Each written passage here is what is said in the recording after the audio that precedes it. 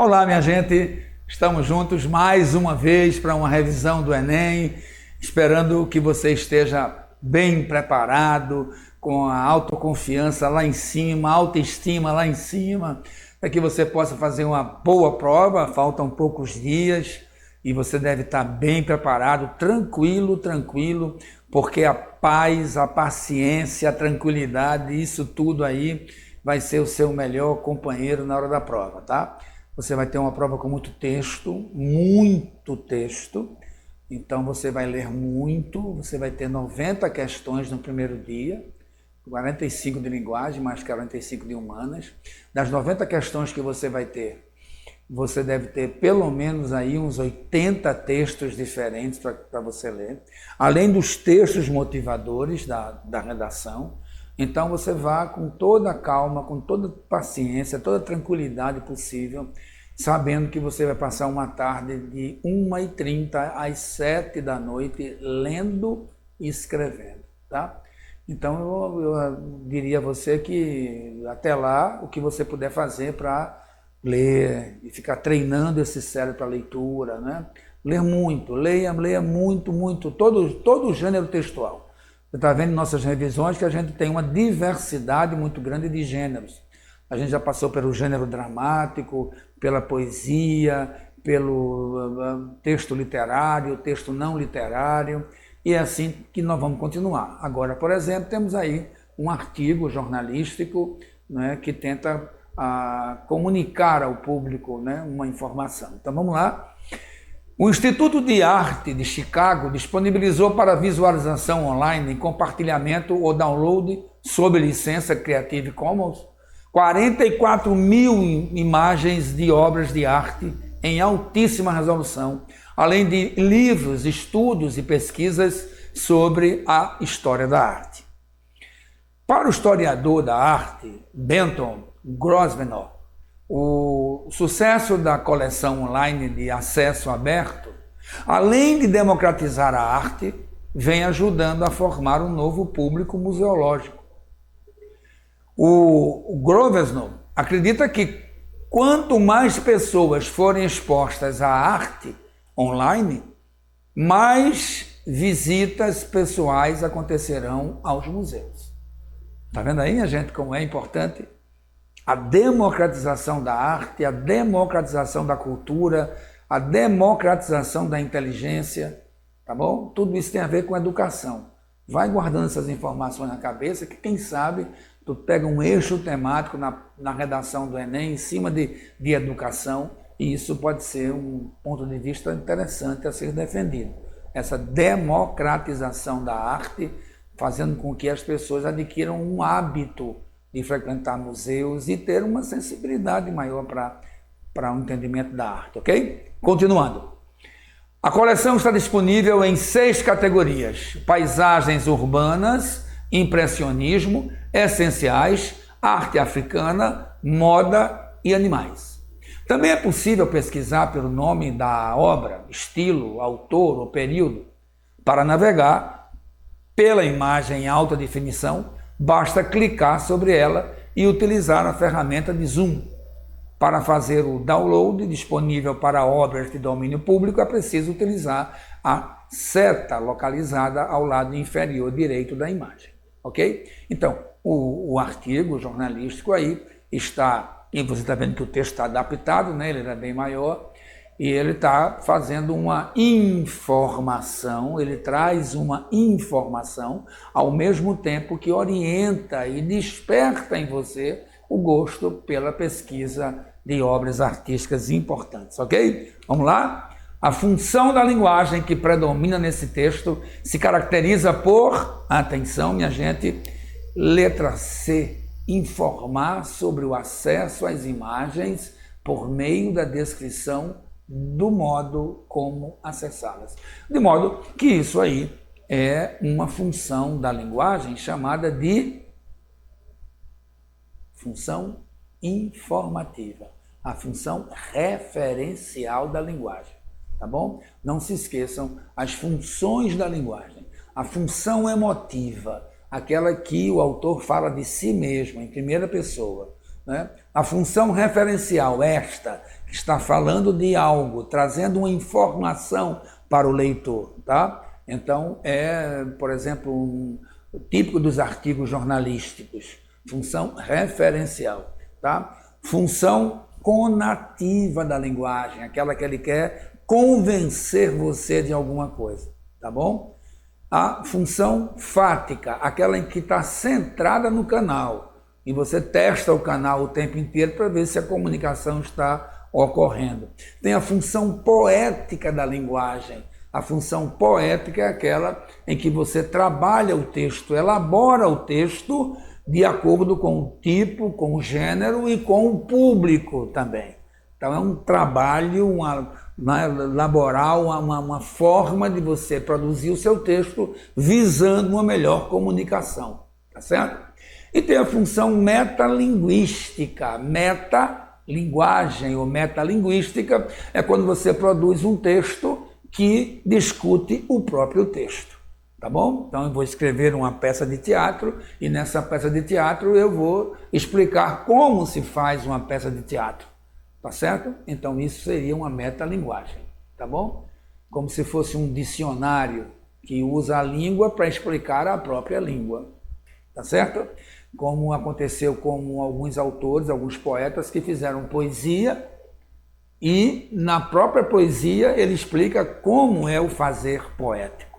Então, função metalinguística, ok? E aí o texto está pedindo a você a função da linguagem que predomina. Muito cuidado com isso, a que predomina, porque você pode ter no mesmo texto mais de uma função, certo? Mais de uma função da linguagem.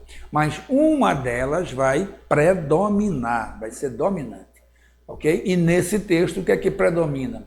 A necessidade e a tentativa de informar o acesso às imagens por meio da descrição do modo como acessá-las. Ele diz que há 44 mil imagens, não é? E como é que você tem acesso? Dá toda a orientação para que você possa acessar e, ao mesmo tempo, estimula você a buscá-la. Tá certo? É isso aí. Portanto, letra C. A função da linguagem que informa é a função referencial. Não esqueçam isso. E agora vamos para um texto literário, né? Vamos para a crônica jornalística, aquele texto que é uma mistura de um pouco de humor, um pouco de sátira, um pouco de crítica. A crônica, ela tem essa vantagem, né? Ela mexe com o leitor de todas as formas. Ela não tem compromisso com provar nada, tá bom? Ela é literária, é um gênero literário. O autor não tem, como eu disse, compromisso científico de provar o que está dizendo. Pode ser uma suposição, pode ser tudo fruto da imaginação dele, mas que, na verdade, a intenção é fazer uma crítica, fazer uma denúncia, tá certo? Fazer através, muitas vezes, de uma sátira, de uma crítica, de uma ironia. Aqui ele está falando de uma descrição, a narrativa, ao mesmo tempo descrição. Ele trabalha com os dois tipos de texto, o narrativo e o descritivo, né? Todo mundo conhece o Luiz Fernando Veríssimo, um autor famosíssimo, né, do nosso tempo, nossa época, e ficou muito famoso por escrever várias crônicas diárias nos jornais, nos principais jornais do Brasil. Vamos lá. É de morte, só vai. Bom, começa já com um tom de humor no nome do personagem, né? É de morte, né? Porque uma expressão, leva você a uma expressão popular. Puxa, é de morte mesmo, isso quer dizer, não presta, né? Como a gente às vezes fala, puxa, é de lascar isso, né? Você está achando que aquilo é um absurdo, então é de morte, é o nome do personagem, né? Que se mete a ser detetive, então ele já começa a chamar a atenção de você para um personagem também dessa linha, que é o James Bond. Quando ele se apresentava, dizia que era Bond, James Bond, né? E ele faz o mesmo aí, morte, é de morte, detetive particular. Está na plaqueta. Tem um escritório, uma galeria de Copacabana, entre um fliperama e uma loja de carimbos. Dá só para o essencial, um telefone mudo e um cinzeiro.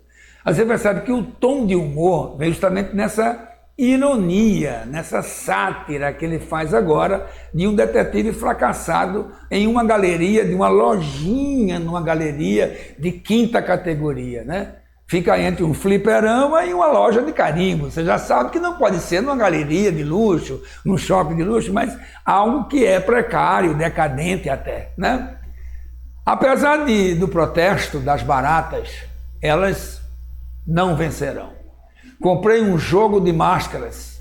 No meu trabalho, o disfarce é essencial. Ele mistura tudo, quer dizer, ele quer se ver livre das baratas, então ele usa máscara. Mas aí ele já usa a máscara como sendo uma característica de sua profissão, já que ele é detetive, ele tem que se esconder, né? Para escapar dos credores, sabe? Não é para se esconder do perigo iminente da profissão, mas dos credores, o que mostra que ele é um detetive falido, fracassado, decadente, né? Outro dia, entrei na sala e vi a cara do King Kong andando pelo chão. As baratas estavam roubando as máscaras. Espisoteei meia dúzia. As outras atacaram a mesa. Consegui salvar a minha Bic e o jornal. Era tudo que ele tinha, uma caneta Bic e um jornal. O jornal era novo, tinha só uma semana. Mas elas levaram a agenda. Saí ganhando, a agenda estava em branco. Quer dizer, tudo denota, tudo leva a gente a entender que o fracasso total, a intenção dele é justamente isso, é ironizar, debochar, né? De um detetive fracassado, que não tem cliente, que não tem trabalho e que está abandonado, né? As baratas, entregue as baratas. Daí você percebe a ironia já no nome do personagem, é de morte, né? E a máscara do King Kong, as baratas levando a máscara, conseguiram roubar a agenda. Olha quanta barata tinha. Claro que a graça, o humor está no exagero. Quer dizer, você imaginar que um bando de barata vai carregar uma agenda, e ele ainda é irônico com ele próprio, a auto-ironia, quando ele diz que saiu ganhando, porque não tinha mesmo nada na agenda, né? Quer dizer, então é um detetive que não tem trabalho, né? Mas elas levaram a agenda, saí ganhando, a agenda estava em branco. Meu último caso fora com a funcionária da Erótica, a primeira ótica da cidade, com balconista topless. Acabaram mal. Morte. É de morte. Está na plaqueta. Então você percebe que o tempo todo dele é buscando humor curto, rápido, objetivo, direto, né? Sem muito arrudeio. E no final acaba fazendo um texto curioso, um texto inovador, né? Ninguém escreve como ele desse jeito, frases curtas, períodos muito curtos, né? Só o que é essencial mesmo, só aquilo que é próprio, inclusive, da linguagem do detetive, que é não falar muito, né? Não se expor muito. Então tá aí, nessa crônica do Luiz Fernando Veríssimo, o efeito de humor é basicamente construído por uma segmentação de enunciados baseados na descrição dos hábitos da personagem, uma segmentação de enunciados, mas o humor, você percebe a crônica inteira, tá certo? Mas ele diz, o efeito de humor é basicamente, nessa sequência narrativa na qual se articulam eventos absurdos. Tudo na crônica é curioso. O fato de ele usar frases tão curtinhas, né? Só o necessário, sujeito, verbo e complemento, às vezes nem verbo. Mas tudo é engraçado no estilo dele. É engraçado o personagem, é engraçado a galeria, é engraçado o cenário, as baratas, a falta de emprego. Tudo é risível, tem um forte apelo de humor em tudo, mas está principalmente numa sequência narrativa, né, de vários eventos que são absurdos, né? Você começa a perceber ali já a sala pequenininha, né, tão pequena que mal cabe um birô, né? Depois a quantidade de baratas que roubaram a máscara. Mas que máscara é essa? Aquele procurava se proteger da própria barata, e as baratas levaram até a agenda dele. Quer dizer, então há uma sequência de ações, né, que provam um detetive falido, fracassado, mas que também são cenas absurdas. Você percebe que não era possível um barata roubar uma agenda, né? Então, a letra D, portanto, fica para a gente a melhor resposta. Ok? Vamos agora para um outro texto, também de um artigo de jornal, um artigo de jornal eletrônico. O que é software livre? Software livre é qualquer programa de computador construído de forma colaborativa, via internet, por uma comunidade internacional de desenvolvedores independentes. Então você percebe que o texto já começa com um conceito. Então você percebe a intenção didática do autor, né? Então já começa explicando o título, né, o que é software livre, e ele começa a dizer que software livre é isso. Então, a partir de um conceito. Isso já esclarece, tem uma boa didática o texto.